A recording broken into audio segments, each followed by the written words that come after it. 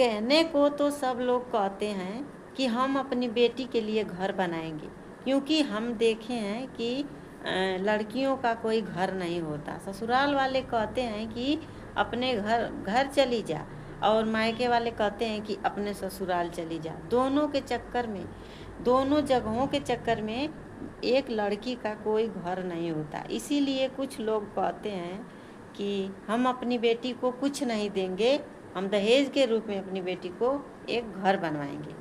लेकिन ये भी इतना आसान नहीं है जितना कहने वाले कह देते हैं कि एक घर बनाएंगे। 4 बेटों के लिए आप घर बनवा सकते हैं। एक बेटी के लिए घर बनाना आपके लिए बहुत बड़ी बात हो सकती है, क्योंकि समाज ने पहले से ही सिद्ध कर रखा है कि बेटियां पराई धन है।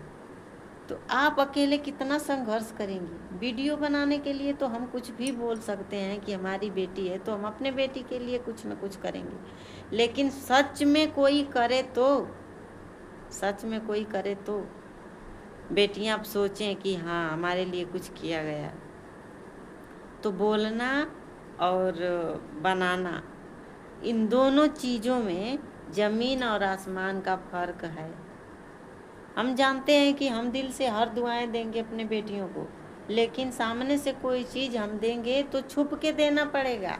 हर बेटों से छुप के देना पड़ेगा, जबकि पैदा हम ही किए हैं, बेटों को भी और बेटियों को भी। फिर भी हमें बेटों से, परिवार से, समाज से, फैमिली से, सबसे छुप के बेटियों को कोई चीज़ देनी पड़ती है। ऐसा क्यों है? क्योंकि भगवान ने उन्हें बेटी बनाया है, इसलिए। बिना बेटियों के संसार चलने वाला नहीं है। फिर भी हर जगह, हर घर में, हर समाज में, हर जगह पे बेटियां बदनाम हैं। एक बेटी आवाज़ उठा के कुछ नहीं कर सकती, एक माँ आवाज़ उठा के कुछ नहीं कर सकती, एक बहू आवाज़ उठाकर कुछ नहीं कर सकती, क्योंकि परंपरा तो पहले से चली आ रही है। इसको बदलने में बहुत वक्त लगेगा, और ये परंपरा बदली जा रही है तो भी बेटियां ही बदनाम हैं कि आजकल की लड़कियां ऐसी हैं। क्यों लड़कियां ऐसी हैं? आप लोगों के लड़के नहीं बिगाड़ते लड़कियों को? क्या बेटा नहीं बिगाड़ रहा है बहू को? बाप नहीं बिगाड़ रहा है अपनी बेटी को?